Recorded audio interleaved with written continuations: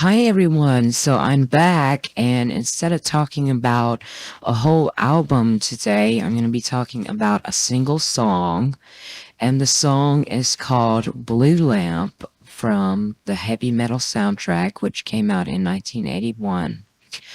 So, Blue Lamp is more in the spirit and atmosphere than in the literal genre of the rest of the soundtrack. It's actually one of the more interesting examples of how the heavy metal soundtrack was broader than its title suggests. Lyrically, it's surprisingly compatible. Blue Lamp isn't about heavy metal per se, motorcycles, aliens, sex, or warfare in a straightforward way that some of the soundtrack's material was. Instead, its lyrics are mysterious, surreal, nocturnal, and slightly ominous. It talks about a strange house, a blue light, guardian angels, stars laughing and crying, freedom, and an almost supernatural sense of protection and danger. And that's what makes it very compatible with the fantasy sci-fi world of heavy metal. Even though the song itself is personal and symbolic, the lyrics have that distinctly mixed quality of taking something ordinary, a lamp, and turning it into something almost mystical.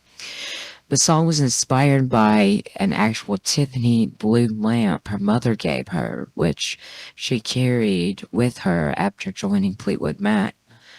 Thematically, it fits absolutely. This is where Blue Lamp fits especially well. The soundtrack isn't really unified by every song being heavy metal. In fact, contemporary and retrospective descriptions specifically point out how diverse it is. There's a site that calls the album a mixture of heavy metal, hard rock, pop rock, and other styles, and it notes that Stevie Nicks' song is clean, upbeat pop rock. The movie itself deals with dark fantasy, eroticism, horror, alien worlds, violence, sexuality, magic, and strange supernatural imagery. So, Rhino, the magazine, the music magazine, and everything, Rhino, describes the soundtrack as accompanying a collection of stories involving a dark fantasy, eroticism, and horror. Blue Lamp has that same otherworldly, dreamlike darkness, just expressed through Stevie's mystical songwriting rather than Black Sabbath-style heaviness.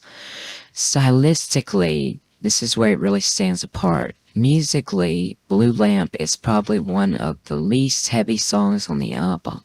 You've got Sammy Hagar, which is hard driving rock. You've got Black Sabbath, which is actual heavy metal. You've got Blue Oyster Cult, which is dark atmospheric hard rock. You got Riggs, which is guitar heavy hard rock. Cheap Trick, which is power pop hard rock. Don Felder, which is AOR rock. Journey, which is arena rock ballad, Devo, which is new wave, Donald Fagen, which is jazz rock, and then you've got Stevie Nicks, which is upbeat atmospheric pop rock.